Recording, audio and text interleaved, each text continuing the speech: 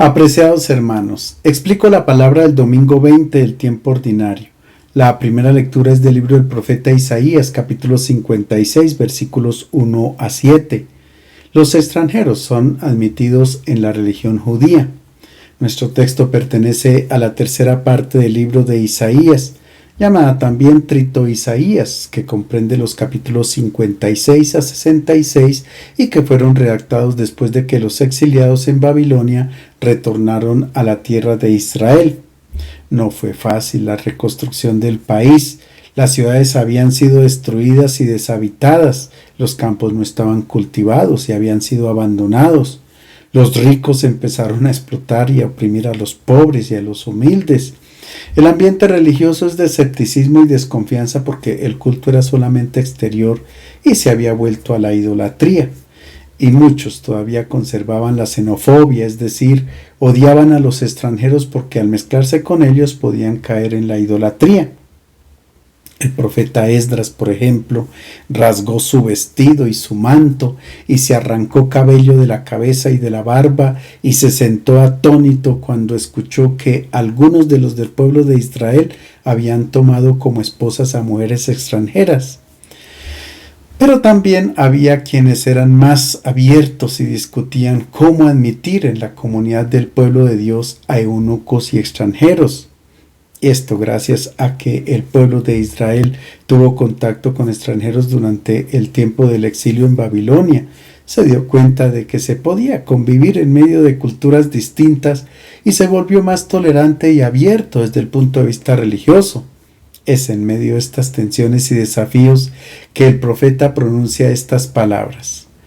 Así dice el Señor: guarden el derecho y hagan justicia, porque mi salvación está para llegar y mi justicia para ser revelada. Y a los extranjeros que se han puesto de parte del Señor para servirle y para amar el nombre del Señor, para ser sus siervos, a todos los que guarden el día de reposo sin profanarlo y se mantienen firmes en mi pacto, yo los traeré a mi monte santo y los alegraré en mi casa de oración.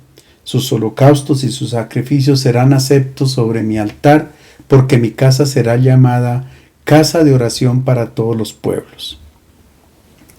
El profeta que pronuncia estas palabras es una persona serena, sin prejuicios, tiene una mentalidad abierta y universalista.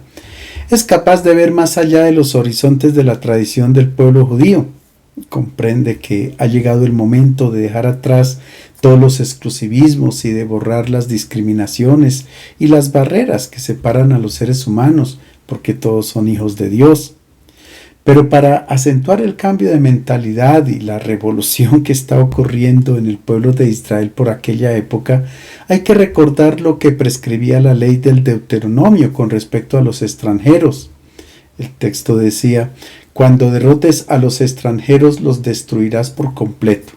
No harás alianza con ellos, ni te apiadarás de ellos, y no contraerás matrimonio con ellos. Así te comportarás con ellos, derribarás sus altares, destruirás sus pilares sagrados, cortarás sus imágenes de Acherá y quemarás a fuego sus imágenes talladas, porque tú eres pueblo santo para el Señor tu Dios. El Señor tu Dios te ha escogido para ser pueblo suyo de entre todos los pueblos que están sobre la faz de la tierra. Con respecto a este texto de la ley, las palabras de Isaías causan una verdadera revolución en el universo religioso del pueblo de Dios. Ahora es el mismo Dios quien quiere ofrecer la salvación a todos los pueblos de la tierra y por consiguiente a los extranjeros. Solamente ellos tienen necesidad de dos cosas: guardar el sábado sin profanarlo y ser fieles a la alianza. Así serán miembros en pleno derecho de la comunidad del pueblo de Dios. Desde entonces los extranjeros podrán participar en la vida litúrgica y será el mismo Dios quien los conducirá al templo, donde podrán ofrecer holocaustos y sacrificios como cualquier israelita. En este sentido, el templo ya no será un dominio cerrado al que solo Israel tenía acceso, sino que ahora será llamado casa de oración para todos los pueblos. Sin embargo, Hasta la época de Jesús, esta nueva manera de concebir la religión aún no se había afirmado totalmente en el pueblo de Dios. Recordemos que los extranjeros que visitaban Jerusalén no podían pasar de la explanada exterior del templo, llamado justamente el atrio de los gentiles, y por consiguiente no podían entrar al atrio de los israelitas. Será con Jesús de Nazaret que se construya un nuevo santuario, desde el cual toda la humanidad se pueda relacionar con Dios sin ninguna discriminación. La segunda lectura es de la carta a los Romanos, capítulo 11, versículos 13 a 15 y 29 a 32. El apóstol explica qué pasará con Israel al rechazar la predicación del Evangelio. Pablo sufre porque sus compatriotas no aceptan la salvación que Cristo vino a ofrecer. El apóstol confiesa su dolor y tristeza y quisiera él mismo estar separado de Cristo si eso fuese útil para que el pueblo judío aceptase el Evangelio. Él se pregunta, ¿será que entonces Dios rechaza a su pueblo? Y responde, de ninguna manera. Por la época en que Pablo predica, se constata que ya hay una pequeña parte, un resto de Israel que dio su adhesión a Jesús y entró en la comunidad del reino, y el mismo Pablo hace parte de este grupo. El apóstol concluye que el endurecimiento de Israel para acoger la salvación propuesta por Jesús ya estaba previsto en la Escritura y formaba parte de los planes de Dios. Justamente fue a causa de este rechazo que el Evangelio comenzó a ser predicado a los gentiles. Por lo tanto, hay males que acaban en bienes, como cuando decimos que Dios escribe derecho sobre renglones torcidos. Escuchemos. Pero a ustedes hablo, gentiles, puesto que yo soy apóstol de los gentiles, honro mi ministerio, para ver si en alguna manera puedo causar celos a mis compatriotas y salvar a algunos de ellos. Porque si el excluirlos a ellos es la reconciliación del mundo, ¿qué será su admisión sino vida de entre los muertos? Porque los dones y el llamamiento de Dios son irrevocables. Pues así como ustedes en otro tiempo fueron desobedientes a Dios, pero ahora se les ha mostrado misericordia por razón de la desobediencia de ellos, así también ahora estos han sido desobedientes para que por la misericordia mostrada a ustedes, también a ellos ahora les sea mostrada misericordia. Porque Dios ha encerrado a todos en desobediencia para mostrar misericordia a todos. Pablo dice que él continúa su ministerio entre los gentiles con el fin de emular a los israelitas, con la esperanza de que ellos sientan celos y acojan los dones de Dios. Sin embargo, el apóstol está convencido de que un día todo Israel será salvado. Y así será, no solo porque ya lo ha anunciado la Escritura, sino sobre todo porque Dios permanece fiel a sus promesas y los dones y el llamamiento de Dios son irrevocables. Israel fue llamado por Dios desde sus inicios y la llamada permanece vigente. Por su parte, los gentiles, que antes estaban lejos de Dios, ahora han tenido acceso a su gracia. Y esto sucedió también porque los judíos no creyeron todos en masa. Si hubiera sido así, con la mentalidad exclusivista que ellos tenían y con los prejuicios con respecto a los extranjeros, habría sido muy difícil que permitieran el ingreso de los paganos en la comunidad cristiana. Ahora bien, los judíos que se han apartado de los dones de Dios han de alcanzar también la gracia. Es por esto por lo que todo parece encuadrarse dentro del proyecto salvífico de Dios que permite que todos sean rebeldes a fin de que todos reciban su misericordia. Por tanto, Israel como pueblo elegido también está envuelto en la misericordia de Dios. En otras palabras, Dios respeta la libertad del ser humano, pero continúa ofreciendo infinitas oportunidades de salvación que solo esperan un sí de parte nuestra. Nos corresponde aprender a confiar en Dios y en la forma como Él guía y dirige la historia, no importa que no seamos capaces de comprender su infinito amor por la humanidad. El Evangelio es de San Mateo capítulo 15 versículos 21 a 28. Jesús cura a la hija de una mujer cananea. Jesús se encuentra en Genezaret, un pueblito a orillas del lago de Galilea cerca de Cafarnaúm, y allí sostiene una fuerte discusión con los fariseos y los doctores de la ley a causa de las tradiciones judías. Desde Jerusalén las autoridades religiosas habían enviado unos mensajeros, fariseos y escribas con el fin de verificar el comportamiento de Jesús y de sus discípulos con respecto a las tradiciones de los padres. Después de 3 días de camino, esta comisión llega a Genezaret y se dan cuenta de que Jesús predica el Evangelio, enseña a sus discípulos, cura a muchos enfermos, pero ni él ni sus discípulos cumplen con todos los ritos de pureza establecidos por la ley y la tradición. Esta comisión pregunta a Jesús por qué sus discípulos no cumplen con el ritual de lavado de manos antes de comer. Y Jesús, en vez de contestarles, les formula otra pregunta. Y ustedes, aferrados a su tradición, ¿por qué transgreden el mandamiento de Dios de honrar a padre y madre? Es que las autoridades religiosas habían permitido que para no ayudar a los padres económicamente, se podía declarar la ayuda como ofrenda a Dios, y así no la entregaban y tampoco ayudaban a los padres, porque sencillamente ofrecían un culto de labios para afuera sin ningún compromiso interior. Los judíos cumplían con el ritual de lavarse las manos antes de comer, recitaban las oraciones por cada signo que hacían, porque pensaban que lo que entraba en la boca, eso era lo que hacía impura a la persona. Esta tradición está prescrita en el libro del Levítico y los fariseos se escandalizan de que Jesús no la observe.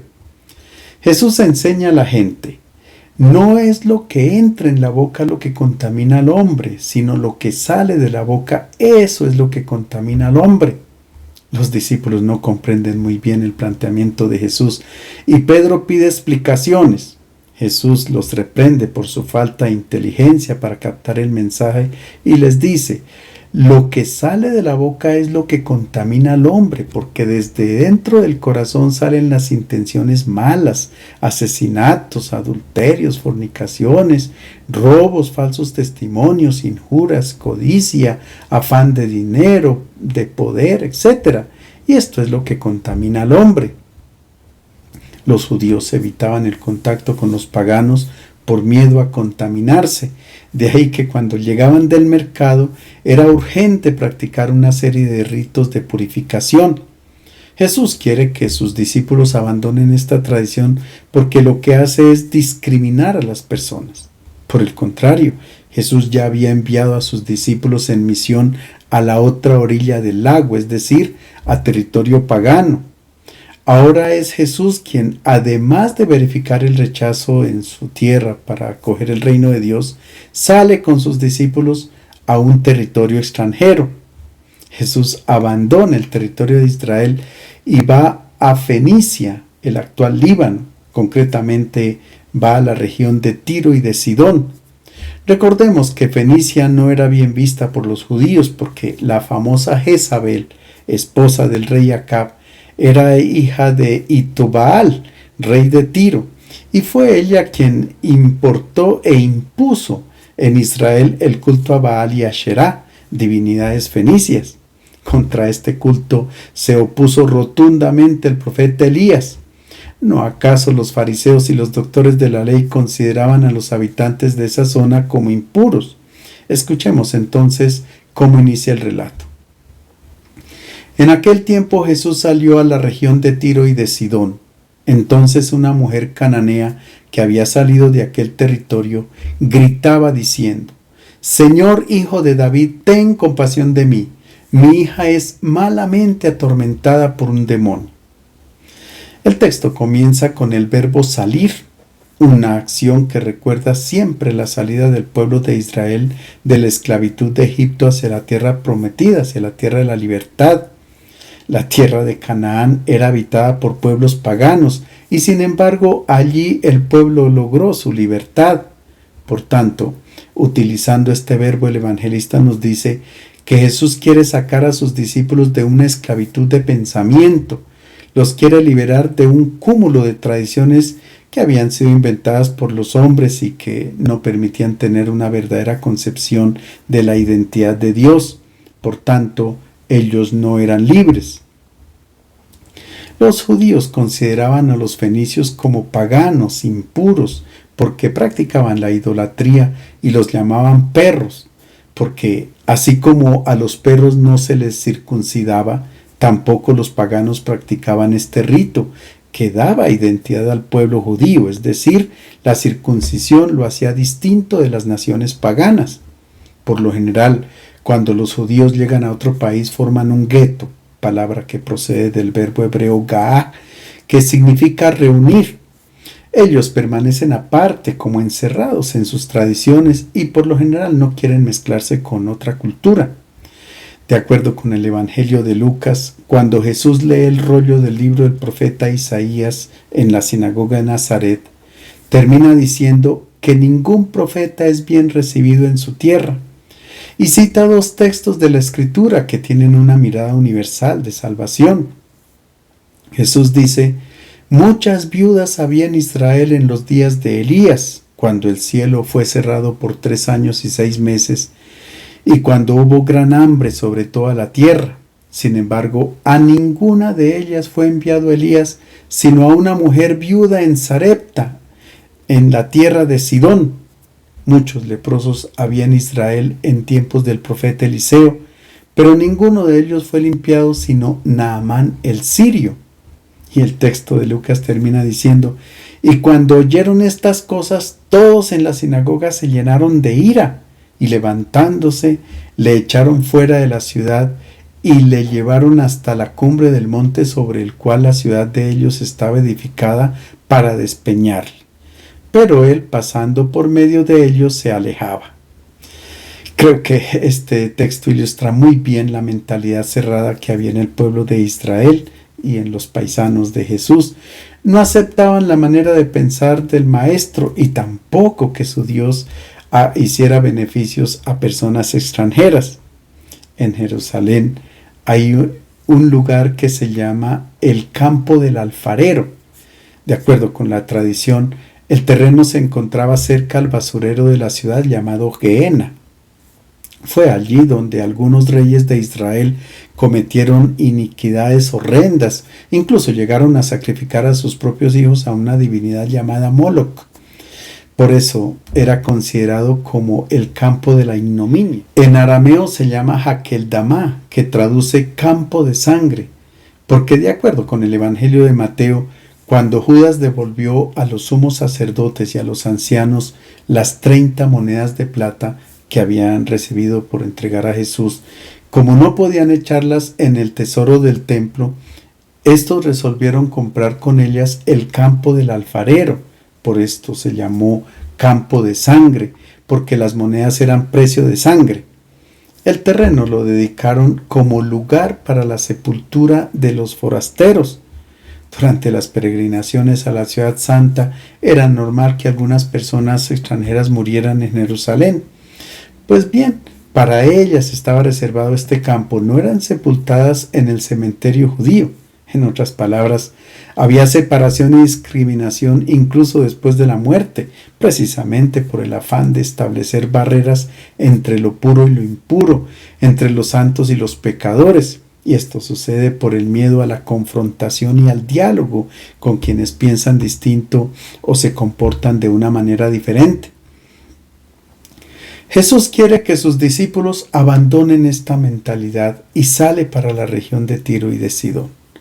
Y es allí cuando una mujer cananea que había salido de aquel territorio encuentra a Jesús y le grita que tenga compasión porque Hezigater mu kakos daimonisetai.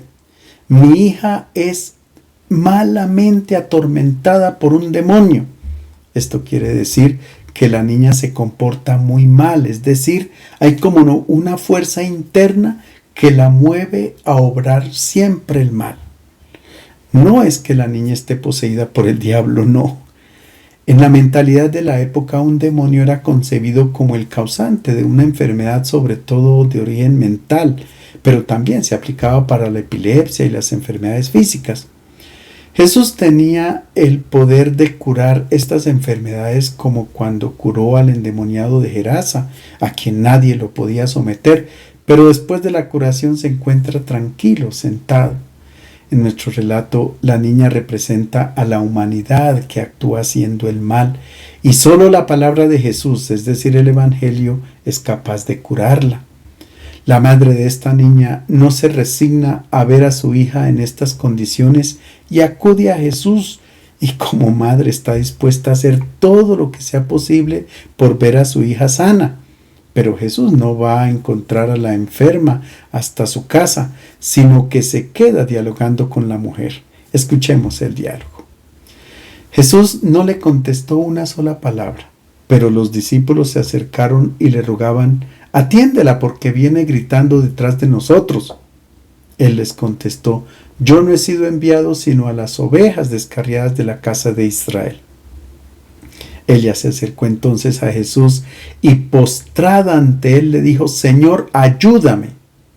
Él le respondió: «No está bien quitarles el pan a los hijos para echárselos a los perros». Pero ella replicó: «Es cierto, Señor, pero también los perritos se comen las migajas que caen de la mesa de sus amos». En principio Jesús no responde nada a esta mujer. Pareciera estar desinteresado de ella y por tanto de los paganos.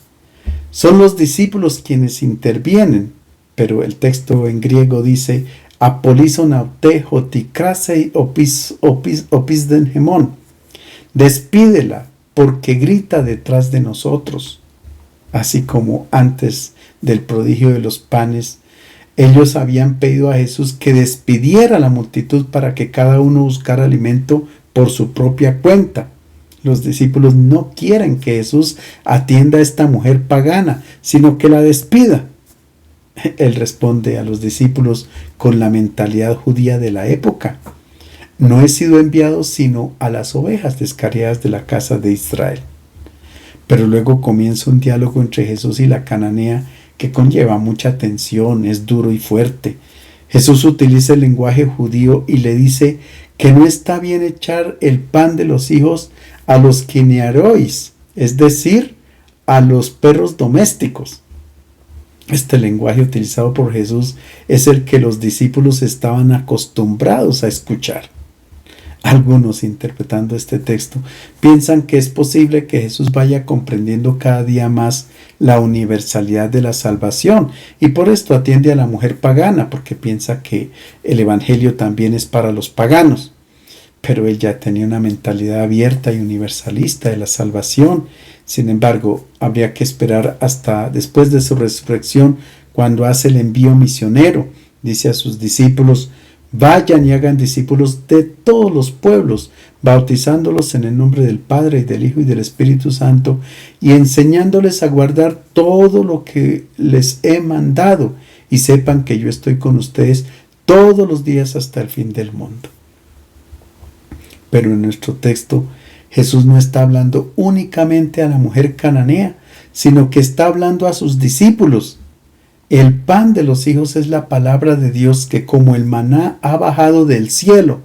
Es un pan delicioso para el pueblo de Israel, pero que debe ser compartido con el pueblo pagano. En este sentido, la mujer acepta el vocabulario de Jesús, pero no se pone de mal genio ni se va corriendo para su casa, porque necesita que su hija sea curada y, como buena madre, soporta todo lo que sea para lograr su objetivo.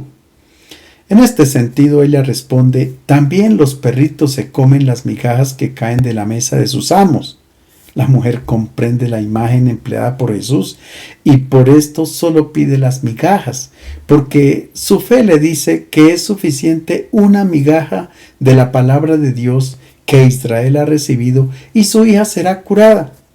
Es suficiente con una palabra del Evangelio y su hija se salva.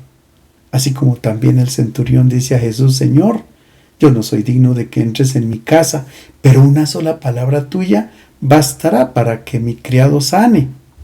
Jesús se maravilla de la fe de la mujer cananea y entonces respondiendo le dijo: «Oh mujer, grande es tu fe, que te suceda como deseas». Y su hija quedó sana desde aquel momento. La respuesta de la mujer cananea es la que da origen a la enseñanza de Jesús para sus discípulos. Él no enseña con raciocinios o largas elucubraciones teológicas, sino con la experiencia que emerge de la vida cotidiana. La fe de la mujer cananea se puede equiparar con la del centurión, la hemorroísa, Jairo, quienes conducían al paralítico, etc. En todo caso, estos personajes superan en fe a los discípulos. Recordemos que durante la tempestad calmada, Jesús les recrimina su falta de fe. La cananea no estaba escuchando diariamente a Jesús y, a pesar de ser una mujer pagana, supera también en comprensión a los discípulos. Esta mujer comprende que todos somos hijos de Dios y que Él nos ama independientemente de la religión de cada uno, de la cultura, de la lengua, etc. Todos cabemos dentro del corazón de Dios. Es que no puede haber discriminación de ninguna naturaleza frente a Dios. Es un mensaje muy actual para nosotros. Basta una migaja del Evangelio y los demonios que deshumanizan a la sociedad desaparecen. Con una palabra del Evangelio desaparece el orgullo, la avaricia, la vanidad, la codicia, la corrupción, la calumnia, etc. Ahora bien, Jesús realizó este prodigio a la hija de la cananea a distancia. Y aquí se manifiesta el poder de la palabra. Ella es capaz de sacar cualquier demonio que hay dentro del ser humano, sobre todo los demonios del privilegio y la discriminación que nos azotan hasta nuestros días. Es por esto por lo que se hace urgente y apremiante la predicación del Evangelio. Es el Evangelio el que nos ayuda y anima a caminar juntos, en unidad, aceptando la diferencia y la diversidad. Él nos ayuda a romper barreras y a caminar en el ecumenismo y en el encuentro interreligioso e intercultural. Al camino que recorremos juntos se le llama sínodo, y el Santo Padre pide que haya una iglesia sinodal, es decir, de comunión, de participación y de misión. Les deseo a todos un feliz domingo.